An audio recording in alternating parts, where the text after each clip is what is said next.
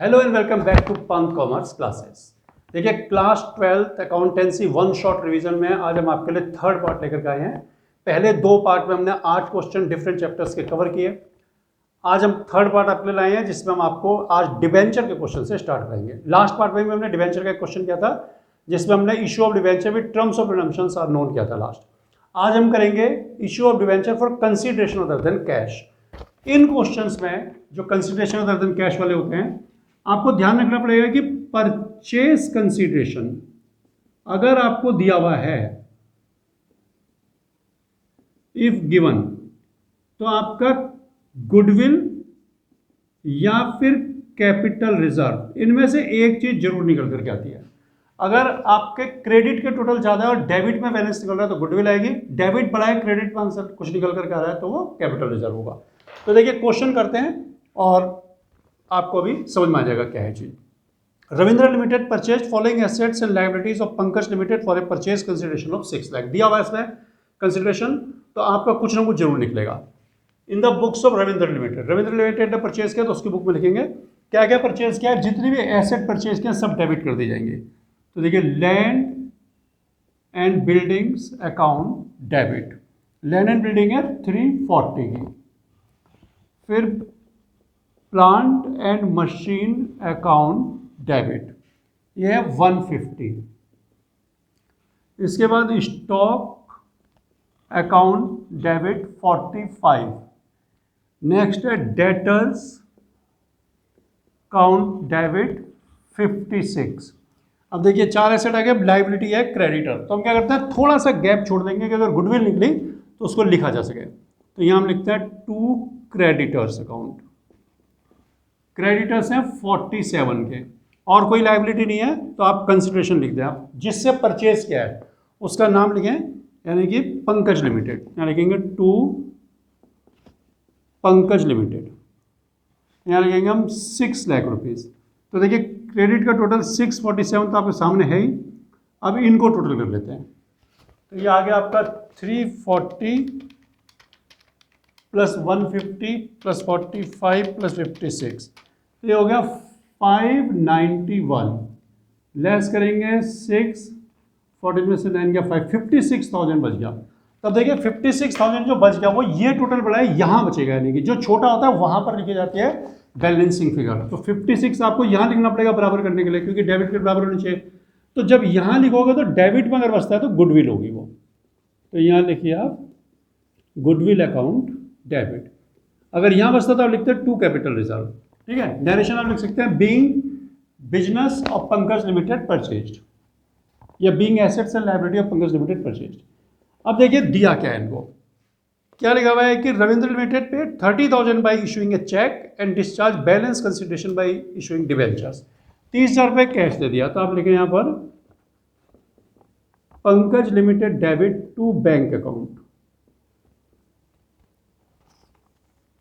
30,000 rupees. ठीक है, अब उसके बाद देखिए आपके इनको देना कितना है, टोटल 6 लाख देना है, लेस कैश पेड। 30,000 इन्होंने कैश दे दिया तो बच गया कितना 570। अब 570 दिया। अब देखिए अब इशू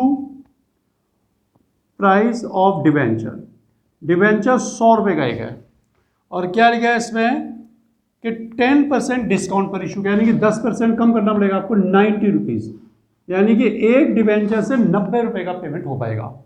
तो कितने डिवेंचर इशू करने पड़ेंगे, number of debentures 570 divide by 90। ये आपका क्या निकलेगा देख लीजिए, 570 डिवाइड बाई 90, यह आ गया 6,333.33। अब डिवेंचर्स को आप फ्रैक्शन में इशू नहीं कर सकते तो आपको 6,333 लिखना पड़ेगा। अब जब फ्रैक्शन चाहे आपका 0.33 हो या 0.99, आपको छोड़ना ही पड़ता है फ्रैक्शन। ठीक है, उतना पैसा आप कैश में इशू कर देना। तो देखिए डिवेंचर कितने इशू करने पड़ेंगे आपको, 6,333 इंटू 100, तो 6,33300 इतने आपको डिवेंचर देने पड़ेंगे। डिस्काउंट कितना होगा 6,333 इंटू 10, तो 6,333 ये डिस्काउंट होगा। तब पहले इसकी एंट्री करिए, जो डिफरेंस आएगा वो पेमेंट इनको कैश में कर दिया जाएगा। तो एंट्री क्या बनेगी, पंकज लिमिटेड डेबिट। देखिए कितना देना है पंकज लिमिटेड को, 6 लाख देना है, 30 दे चुके हैं, तो 570 आपने और देना है। यहां लिखिए 2, देखिए डिवेंचर में परसेंटेज ये तो लगा दीजिए, नहीं तो सिंपल डिवेंचर लिख दीजिए, तो कुछ ऐसा दिखाई नहीं दे रहा है, तो सीधा लिख देते हैं टू डिवेंचर्स अकाउंट। अच्छा थोड़ी सी गैप छोड़ना पड़ेगा डिस्काउंट के लिए भी, टू डिवेंचर्स अकाउंट 633300, और डिस्काउंट तो आप यहाँ लिखिए डेबिट में, डिस्काउंट अकाउंट डेबिट 633300। अब आप ये देखिए कि कितना डिफरेंस है, क्या 570 प्लस 6330, ये हो गया आपका 6,33,330। इसमें से अगर आप माइनस करते हैं इनको तो 30 रुपये आपको और देने होंगे, तो उसको यहीं पर आप लिख दें टू बैंक अकाउंट, ये आ जाएगा 30 रुपीज़। जो फ्रैक्शन वाला पार्ट था वो आपने कैश में पे कर दिया। आप चाहते हैं इस एंट्री को भी ना करें और ये 30,000 भी यहीं लिख सकते हैं, आप एक में भी कर सकते हैं, लेकिन इसको इसलिए कि जो पैसा बता ही दिया कैश में दिया है वो अलग कर दिया, फिर बाकी पैसे के लिए हमने एंट्री कर ली। अब बाकी पैसे में अगर फ्रैक्शन आता है तो उसको भी आपको कैश में देना पड़ेगा, और अगर नहीं आता तो सिंपल एंट्री आपकी बन जाएगी। तो ये डिवेंचर का क्वेश्चन हुआ। देखिए कॉम्पेरेटिव या फिर कॉमन साइज फाइनेंशियल स्टेटमेंट, दोनों का एक एक क्वेश्चन हम आपको कराएंगे। पहले हम आपको करा रहे हैं कॉम्पेरेटिव बैलेंस शीट, उसके बाद कॉमन साइज इनकम स्टेटमेंट। तो कॉम्पेरेटिव बैलेंस शीट हम करें इससे पहले आपको कुछ इंपॉर्टेंट बातें बता देते हैं। वैसे बहुत ही आसान सिंपल क्वेश्चन होता है, ये मार्क्स आपके बहुत आसानी से आ जाएंगे, 3-4 मार्क्स का क्वेश्चन आएगा, सभी को मिल जाएंगे। देखिए आप इसको करने के लिए 2 बातें समझ लें। पहले तो कि बैलेंस शीट का फॉर्मेट आपको याद होना चाहिए, बैलेंस शीट का फॉर्मेट, क्योंकि देखिए जो हमने क्वेश्चन लिया उसमें तो फॉर्मेट बना हुआ ही था और फिगर्स लिखी हुई हैं, और ऐसा ही ज़्यादातर एग्जाम में आता भी है। तो हमने पहले क्वेश्चन को तो वैसे के वैसे उतार लिया, जो क्वेश्चन जैसा दिया था हमने वैसा ही इसको उतार दिया, अभी कुछ नहीं करा इसमें हमने। लेकिन कई बार क्या होता है कि ये इस तरह से क्लासीफाई करके नहीं लिखा होता, हेडिंग वाइज नहीं लिखा होता, सिंपल लिख देते हैं कहीं डिवेंचर शेयर्स। तो आपको फिर क्या करना पड़ेगा कि पहले फॉर्मेट ड्रॉ करना पड़ेगा, फिर उनको फिलअप करके तब आप कंपेयर कर पाएंगे। लेकिन इतना लंबा शायद ना दें, क्योंकि फिर छोटे मार्क्स कम है और लेंथ क्वेश्चन की ज़्यादा हो जाएगी, तो फिर ऐसे ही आने की उम्मीद ज़्यादा है। दूसरी इंपॉर्टेंट बात यह है कि जो फॉर्मेट होता है बैलेंस शीट का, उसमें पहले करंट ईयर और बाद में प्रीवियस ईयर होता है। देखिए जैसे करंट ईयर 21 है तो प्रीवियस ईयर 20 हो गया, ये बैलेंस शीट का फॉर्मेट होता है। लेकिन जब आप कंपैरेटिव स्टेटमेंट बनाएंगे तो अकॉर्डिंग टू सीबीएसई गाइडलाइन आपको पहले प्रीवियस ईयर बाद में करंट ईयर लिखना होगा। तो इस क्वेश्चन में भी यही था। देखिए हमने जो क्वेश्चन लिया हुआ इसमें पहले 21 था बाद में 20 था, लेकिन हमें कंपैरेटिव स्टेटमेंट जब बनाएंगे हम तो पहले प्रीवियस ईयर यानी कि 20 बाद में करंट ईयर को रखेंगे। क्वेश्चन पूरा उतार दिया हमने। अब इसमें करना क्या है, देखिए पहले ईयर्स थे, उसका changes in absolute money value percentages. अब आपको चेंजेस निकालनी है और फिर परसेंटेज निकालनी है, तो क्या करते हैं पहले चेंजेस निकालते हैं मनी वैल्यू में, उसका परसेंटेज निकाल देंगे। तो देखिए पहले 4 लाख की वैल्यू अब 7 लाख हो गई, यानी कि 3 लाख इंक्रीज हो गई। जो वैल्यू बढ़ी है तो आप उसको ओपन छोड़ देना, कम हुई है तो उसको ब्रैकेट में रख देना। 150 से 2 लाख यानी कि 50,000 इंक्रीज है। 350 से 450 यानी कि 1 लाख की इंक्रीज है। 1 लाख से 150 यानी कि 50,000 की इंक्रीज है। टोटल में भी आप लिख दें 5 लाख रुपीज़। 3 से 5 लाख यानी कि 2 लाख की इंक्रीज है। 3 से 4 लाख यानी कि 1 लाख की इंक्रीज है। 250 से 3 यानी कि 50,000 की इंक्रीज है। 150 से 3 यानी कि 1,50,000 की इंक्रीज है। सब इंक्रीज ही है, अगर कोई डिक्रीज होगा तो आप उसको ब्रैकेट में रख दें बस। तो ये इतना सिंपल हो गया, जो क्वेश्चन दिया था वैसे के वैसे उतार दिया, इंक्रीज डिक्रीज जो भी थी वो लिख दी। सब में इंक्रीज आ रही है तो ओपन छोड़ देना है, डिक्रीज होगी ब्रैकेट में रखना है। परसेंटेज निकालने के लिए फॉर्मूला देखिए, change in money value, money value में जो चेंज है वो लीजिए, divide by previous year value और इनटू 100, ये फॉर्मूला आपने लगाना है। तो इस फॉर्मूले से जितनी भी परसेंटेज आती है हम निकालते जाइए। देखिए मैं थोड़ी बहुत निकाल के आपको दिखा देता हूँ। सबसे पहले हम लेते हैं, पर ये सब आप देखें कि ये वर्किंग नोट्स होंगे आपके, ये आपको शो करने पड़ेंगे। यही एक तरह से, हालांकि आंसर ये है लेकिन आंसर को सर्टिफाई यही करेगा। अगर आपका ये सही होगा तो आपको पूरे मार्क्स मिलेंगे। तो देखिए सबसे पहले जैसे आपको दिया हुआ है इसमें शेयर कैपिटल, तो यहाँ लिखिए शेयर कैपिटल। शेयर कैपिटल में जो चेंज हुई है वैल्यू में वो 3 लाख हुई है। प्रीवियस ईयर वैल्यू 4 लाख है, into 100, 3 zero cancel, 2 zero cancel, 4 से डिवाइड करें 25, 25 3 जा 75%। तो 75% की चेंज हुई, ये 75 लिख दीजिए आप। नेक्स्ट है reserve and surplus. Reserve and surplus में देखिए आपको 50,000 का चेंज है, प्रीवियस ईयर वैल्यू आपकी 150 है, इंटू 100, 3 आएगा, 33 1/3%। तो यहाँ लिख दे 33 1/3, परसेंटेज लिखा है तो परसेंटेज में आएगा, ठीक है। नेक्स्ट है आपका, इसमें देखिए long term borrowings. Long term borrowings, इसमें जो चेंज है वो 1 लाख रुपीज़ की है। उसके अलावा आपकी प्रीवियस वैल्यू जो 350 है, इंटू 100, ये 3 से 3, 1 से 1 जीरो कैंसिल, तो ये बच गया आपका 1000 डिवाइड बाई 35। ये परसेंटेज हम निकाल लेते हैं, ये आ गया 28.57%। तो यहाँ लिख दें 28.57। अब 50 है, चेंज 50 है, और आपको प्रीवियस वैल्यू 1 लाख है, तो ये तो हाफ हो गया, तो 50% आ गया, इसमें कोई खास कुछ करने की जरूरत नहीं है। 5 लाख है, प्रीवियस वैल्यू, प्रीवियस का टोटल 10 है, तो ये भी हाफ है, तो 50% लिख दें। तो इस तरह से बहुत सारे सब निकाल सकते हैं। ये बाकी परसेंटेजेस भी देखिए, इसी फाइनेंशियल स्टेटमेंट में आपको कंपैरेटिव के साथ साथ कॉमन साइज स्टेटमेंट भी पूछ सकते हैं। दोनों में फर्क कुछ ज़्यादा नहीं है। कंपैरेटिव में आप कंपेयर करते हैं और जितनी वैल्यू इंक्रीज या डिक्रीज होती है, यानी कि प्रीवियस ईयर में और करंट ईयर में जो डिफरेंस आता है उसको लिख देते हैं और परसेंटेज निकाल देते हैं प्रीवियस ईयर के बेसिस पे। लेकिन कॉमन साइज अगर होगा तो कॉमन साइज में क्या है कि दोनों, अगर बैलेंस शीट है तो टोटल ऑफ बैलेंस शीट को 100 मान लेते हैं दोनों ईयर का, और फिर हर रिस्पेक्टिव फिगर जो होती है, जैसे मान लीजिए 2018 2019, तो इसको भी 100 मान लिया, इसको भी 100 मान लिया टोटल को। तो अब इस ईयर के हर एक आइटम को इसके जो ये वैल्यू होगी टोटल की 5 लाख 10 लाख, उससे डिवाइड करना है, और 19 में भी टोटल से डिवाइड कर देना है। ऐसे ही इसमें होगा। इसमें क्या करेंगे, रेवेन्यू फ्रॉम ऑपरेशन को हम 100 मान लेंगे, और दोनों साल की हर एक फिगर को रेवेन्यू फ्रॉम ऑपरेशन से डिवाइड करेंगे, 100 से इंटू करेंगे, जो परसेंटेज आएगी उसको लिखते चले जाएंगे। तो ये तरीका है। देखिए, अब इसमें हमने लिया कॉमन साइज इनकम स्टेटमेंट, यानी कि प्रॉफिट एंड लॉस अकाउंट। तो ये भी एक फॉर्मेट होता है, उसी हिसाब से करना पड़ेगा। जैसे आप 11th में बनाते थे उस, या आपने पार्टनरशिप में बनाया होगा प्रॉफिट एंड लॉस एप्रोप्रिएशन, वो हिसाब नहीं है, आपको वर्टिकल फॉर्म में बनाना पड़ेगा। देखिए, सबसे पहले मैंने पूरी फॉर्मेट इसका लिख दिया। रेवेन्यू फ्रॉम ऑपरेशन पहले नंबर पर आएगा, यानी कि आपको ऑपरेशन से जो आपका काम है, जो आपका ट्रेडिंग एक्टिविटी है, उससे जो प्रॉफिट हुआ यहाँ लिखते हैं। अदर इनकम हुई तो उसे लिखें, दोनों को टोटल करते हैं, टोटल रेवेन्यू आ जाएगा। फिर एक्सपेंसेस। एक्सपेंसेस में बहुत सारे डिफरेंट टाइप्स ऑफ एक्सपेंसेस होते हैं, जैसे कॉस्ट ऑफ मटेरियल कंज्यूम्ड है, एम्प्लॉय बेनिफिट एक्सपेंसेस, ऐसे बहुत सारे हैं। अगर वो दिए हुए हैं तो उनको लिखना पड़ेगा, नहीं तो आप सीधा एक्सपेंसेस दिया तो उसे लिख देना। उसके बाद आपका जो भी जितने होंगे सबको टोटल कर देंगे, टोटल एक्सपेंसेस। यहाँ हमने केवल एक्सपेंसेस लिखा है तो उसी को टोटल कर देंगे। उसके बाद 3 में से 4 को लेस करेंगे, यानी कि टोटल रेवेन्यू में से एक्सपेंसेस लेस करेंगे तो प्रॉफिट बिफोर टैक्स आएगा, उसका टैक्स लेस करेंगे तो प्रॉफिट आफ्टर टैक्स आ जाएगा। तो देखिए, क्वेश्चन आपके सामने है, और इसको करते हैं, इसमें थोड़ा सा क्या करते हैं ना, कभी कभी एक दूसरे पे बेस कर देते हैं कि ये उसका इतना परसेंट है, उसका, तो इस तरह से हमने बनाया हुआ क्वेश्चन को।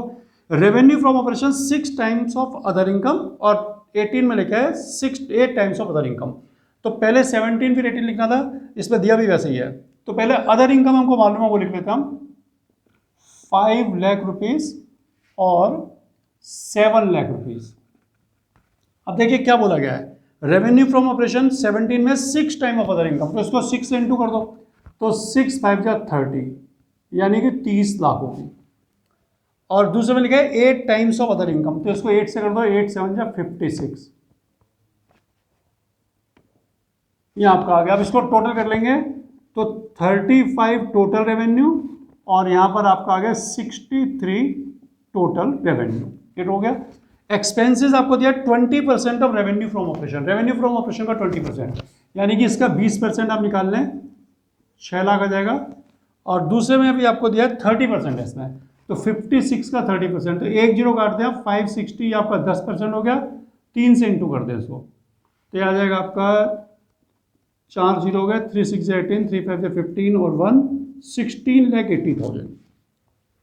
इसमें और कुछ नहीं है, तो इनका टोटल कर लें 6 लाख और 16,80,000। पहले हम क्या करेंगे कि वैल्यूज लिख लेते हैं, उसका परसेंटेज एक साथ आपको बता देंगे। अब ये आ गया आपका, तो प्रॉफिट निकालना है 35 - 6, तो ये आएगा आपका 29 लाख और ये आएगा आपका 63 लाख माइनस 16,80,000, तो ये आ गया 46,20,000।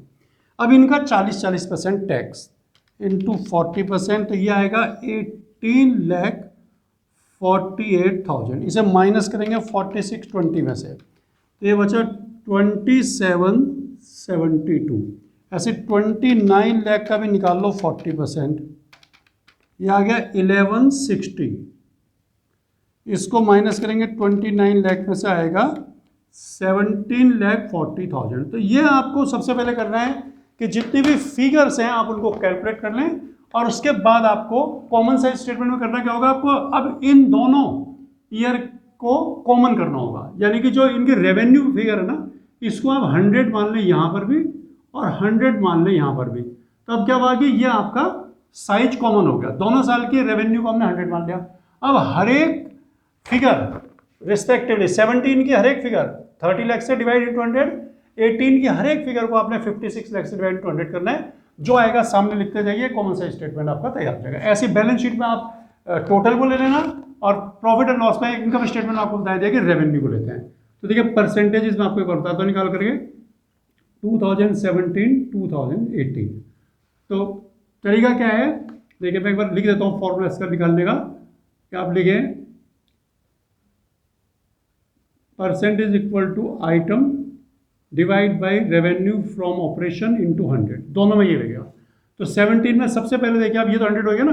अब आपके अदर इनकम जो है ये 5 लाख और बेस फिगर आपको लेनी है 30 लाख इंटू 100। ऐसे इसमें आइए आप 7 lakh other income,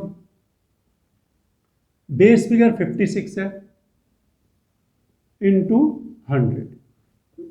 3 zero cancel, 2 zero cancel, 1 zero cancel, 3 zero 2 zero. तो देखिए कैसे निकलेगा, 50 डिवाइड बाई 3, तो ये आ गया आपका 16.67। इसको आप यहाँ लिख दीजिए 16.67 और ये आपका आ जाएगा 700 डिवाइड बाई 56, ये आ गया 12.5%।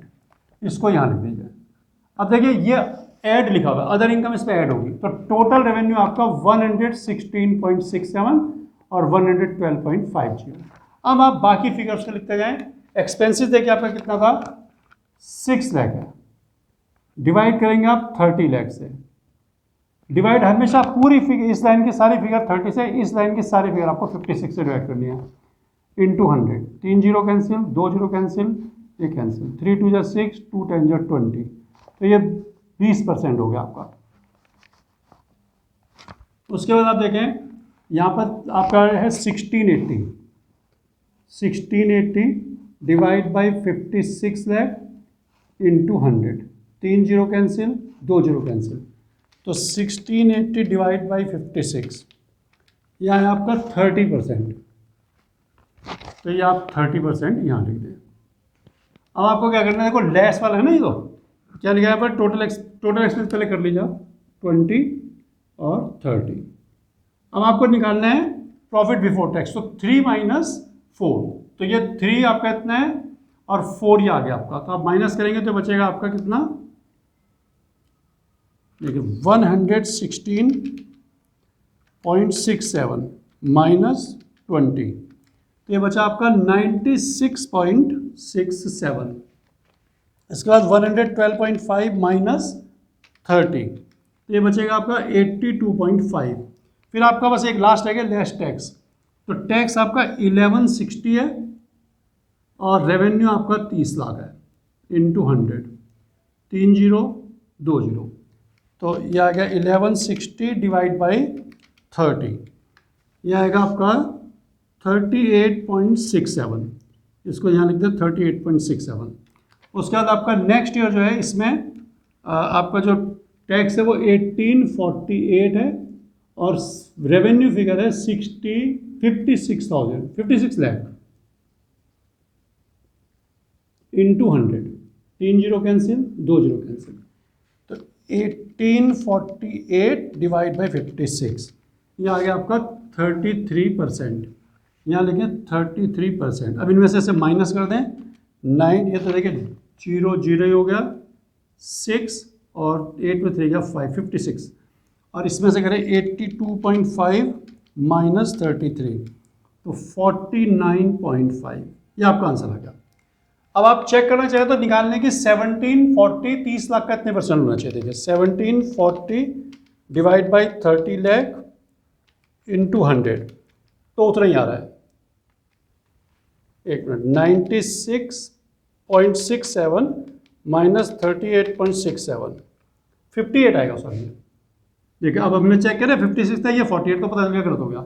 ऐसे इसको चेक कर ले, अगर आपका ये 1740 डिवाइड बाई 30 इंटू 100 करके ये आता है और इसको इससे डिवाइड करके 56 से 100 से करके आता है तो आपका आंसर सही है। तो ये आपका कॉमन साइज इनकम स्टेटमेंट भी होगा। देखिए last question cash flow statement का। कैश फ्लो स्टेटमेंट का जो क्वेश्चन है वो बहुत इंपॉर्टेंट है। 5 मार्क्स का बड़ा क्वेश्चन, 2 मार्क्स में एक शॉर्ट क्वेश्चन इसमें आएगा। देखिए करना कोई ज़्यादा मुश्किल नहीं है, 3 एक्टिविटीज़ होती हैं, ऑपरेटिंग, इन्वेस्टिंग और फाइनेंसिंग। ऑपरेटिंग एक्टिविटीज़ में जो मेन रेवेन्यू अर्निंग एक्टिविटीज़ है, यानी कि जिस चीज़ का आपका बिजनेस है उससे आने वाली जो भी इनकम या एक्सपेंस यानी कि जो कैश इनफ्लो आउटफ्लो होगी उसको इंक्लूड करेंगे।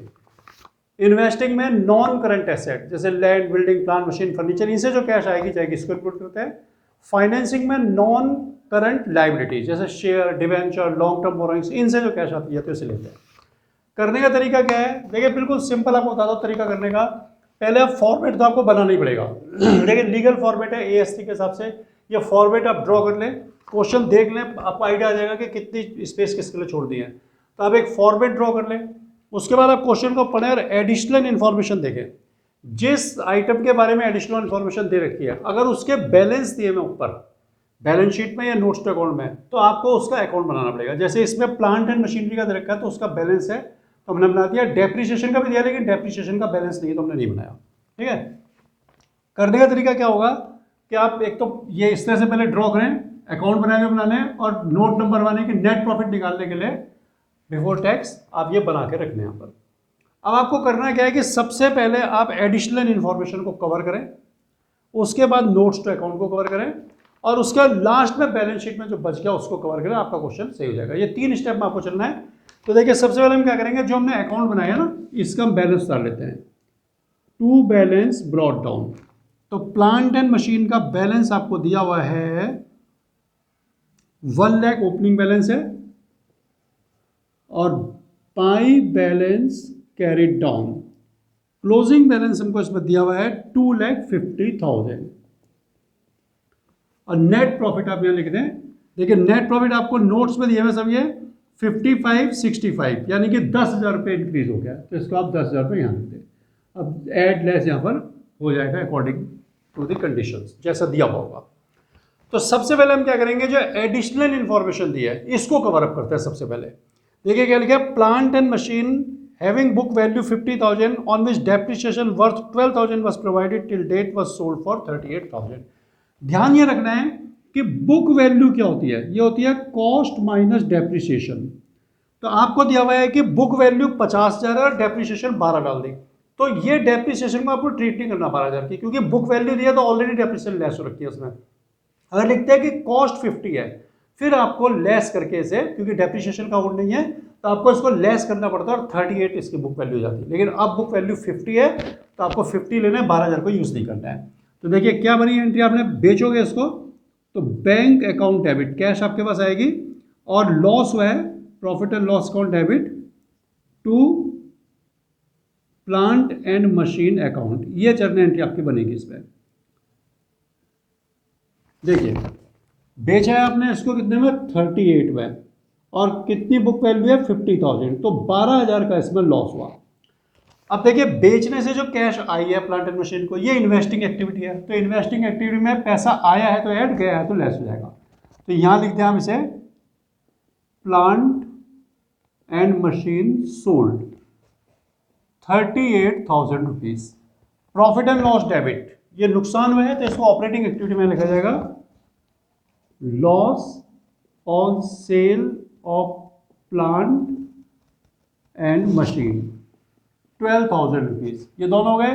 प्लांट एंड मशीन को आप क्रेडिट कर दें इन दोनों से, क्या लिखेंगे, बाई बैंक, बेचने से 38,000 रुपये आपके पास कैश आई, और बाई प्रॉफिट एंड लॉस, या ब्रैकेट में लिखते हैं लॉस, लॉस है 12,000 रुपये। नेक्स्ट दिया आपको डेप्रिसिएशन चार्ज ड्यूरिंग ईयर 27, 27,000 रुपये डेप्रिसिएशन आपने चार्ज करी, तो इसके लिए एंट्री बनती है profit and loss account debit to. अब देखिए डेप्रिसिएशन का बैलेंस तो दिया नहीं है, तो जिस भी एसेट बनेगी उसका नाम लिखना पड़ेगा, तो स्पेसिफाई नहीं है किसमें लगी, तो दो ही एसेट है हमारे पास जो टेंजिबल एसेट में, प्लांट एंड मशीनरी और लैंड, तो हम प्लांट एंड मशीनरी का अकाउंट बनाया उसी में ले लेते हैं, टू प्लांट एंड मशीन, तो डेप्रिसिएशन चार्ज किया 27,000, ये हो गया। अब प्लांट, देखिए ये जो राइट ऑफ के डेप्रिसिएशन 27,000 रुपये, ये आपको यहाँ लिखनी पड़ेगी, डेप्रिसिएशन रिटर्न ऑफ 27, और प्लांट एंड मशीन में क्रेडिट करना है, यहाँ फिर लिखें by profit and loss, bracket में लिख दे डेप्रिसिएशन 27,000 रुपया। तो जो एडिशनल इन्फॉर्मेशन दी थी वो कवर अप हो गई। हमेशा ध्यान रखें कि एडिशनल इन्फॉर्मेशन दो जगह जाएगी, एक जगह ऐड होगी, एक जगह लेस होगी, और जो भी नोट्स टू अकाउंट है या बैलेंस शीट फिगर है वो एक ही जगह जाती है, ठीक है। तो एडिशनल इन्फॉर्मेशन कवर करने के बाद आप क्या करेंगे, जितने नोट्स टू अकाउंट दिए हैं उनको कवर करें आप। तो देखिए नोट्स टू अकाउंट में सबसे नीचे जो दिया है, यहाँ से शुरू कर रहे हैं टेस्ट को, cash and cash equivalent, cash in hand, marketable security और बैंक ओवरड्राफ्ट, तीन चीज़ें दे दी हैं। तो देखिए जो नया हमारा इसमें रिवाइज हुआ है कैश फ्लो, उसमें बोला गया है कि बैंक ओवरड्राफ्ट को आप कैश एंड कैश इक्विवेलेंट ना माने, इसको फाइनेंसिंग एक्टिविटी माने। तो 5 से 20 हो गया है कैश बैंक ओवरड्राफ्ट, तो फाइनेंसिंग एक्टिविटी में हम इसे ऐड में लिखें, यहाँ लिखें बैंक ओडी टेकन, 15,000 रुपये का आपने बैंक ओवरड्राफ्ट लिया, और ये जो दोनों एसेट है कैश इन हैंड और मार्केटेबल सिक्योरिटी, इनको ऐड करके कैश एंड कैश इक्विवेलेंट में लिखे। देखिए 25 और 20, 45,000 opening balance of cash and equivalent है, और क्लोजिंग बैलेंस आपका 70 और 10 80,000 है। अब आपको आंसर का तो पता यही चल गया कि आपकी तीनों एक्टिविटी का टोटल 35,000 आना चाहिए, जिससे जुड़ करके 80 हो जाए, तो ये आपका चेक भी हो जाएगा क्वेश्चन। एक हमारा नोट्स अकाउंट हो गया, उसके ऊपर आपको दिया इंटेंजिबल एसेट में गुडविल 50 से हुई है 30, तो आपने कम कर दिया, इसका ना राइट ऑफ किया गुडविल को, तो यहाँ लिखेंगे गुडविल रिटर्न ऑफ, ये 20,000 रुपीज़ की गुडविल हमने राइट ऑफ कर दी। उसके बाद कॉपीराइट्स 10 से 20 हुआ, देखिए इंटेंजिबल एसेट है कॉपीराइट, लेकिन इंक्रीज हो रही है, तो इसका मतलब आपने गुडविल ये कॉपीराइट्स जो है परचेज किए होंगे, तो इसको आपको लिखना पड़ेगा इन्वेस्टिंग एक्टिविटी में लेस में, यहाँ लिखे हम इसे कॉपीराइट्स परचेज्ड, तो कैश जाएगी, इससे जाएगी तो लेस होगा, आएगी तो ऐड होता है, तो ये 10,000 आपका लेस में आ जाएगा। उसके बाद प्लांट एंड मशीन का हमने अकाउंट बना ही दिया है, वहां से देख लेंगे क्या था बैलेंस। लैंड में 50 था और 0 हो गया बैलेंस, यानी कि लैंड आपने सेल करा है, इन्वेस्टिंग एक्टिविटी में हम ऐड कर दें इसको, यहाँ लिखें लैंड सोल्ड, बेचा और बेचने से 50,000 रुपये आपको मिल गए। उसके बाद है short term provision. Short term provision में आपको इनकम टैक्स रखा है, प्रोविजन फॉर इनकम टैक्स, जो पिछले साल का इनकम टैक्स है 50,000, पिछले साल लास्ट ईयर वाले को तो आपने पे करना होगा, यहाँ 50 लिख दें, और जो करंट ईयर का वो प्रोविजन है इस साल का, तो यहाँ लिखें provision for income tax 60,000 rupees add कर दें।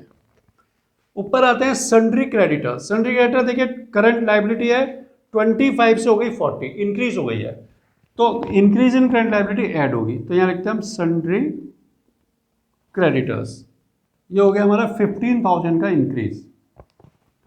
नेक्स्ट है बिल्स पेबल, 5,000 से 0 हो गया, यानी कि डिक्रीज हुआ है, तो डिक्रीज इन करंट लाइबिलिटी नीचे आ जाएगी।